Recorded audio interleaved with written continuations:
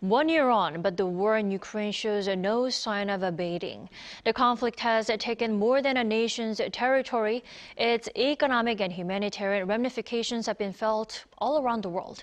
Our Moon Hye-Ryeon looks back at the past 1 year. I decided to conduct a special military operation. It aims to protect people who have been bullied and subjected to genocide by the Kyiv regime for 8 years. February 24th, 2022. With these words, Russian President Vladimir Putin launched a full military offensive to overthrow the Ukrainian government headed by President Volodymyr Zelensky. Western countries and their leaders responded immediately with a wave of economic sanctions and condemnation. There is absolutely no evidence that Ukraine posed a threat to Russia that would justify Ukraine's invasion.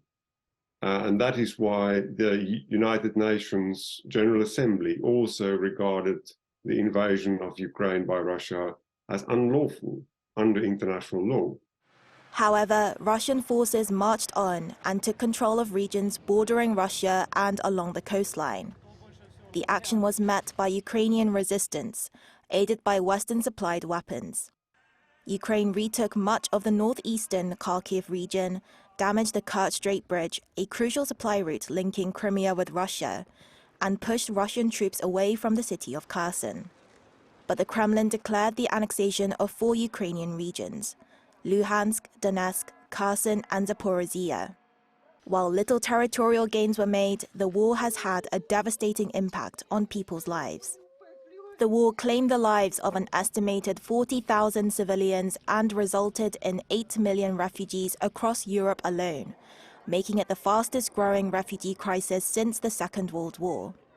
Russian attacks have resulted in at least $350 billion worth of property damage. Despite the brutal humanitarian and economic impacts the war has had, it looks as though negotiations to bring an end to the war are unlikely to happen anytime soon. Both sides they would only be interested in sitting at a negotiating table if they have some advantages from participating in negotiations, or if they believe that they are in a position to make concessions. In the meantime, Ukraine has stepped up its bid for military aid, including fighter jets, and further economic sanctions on Russia from the international community, not just its Western allies.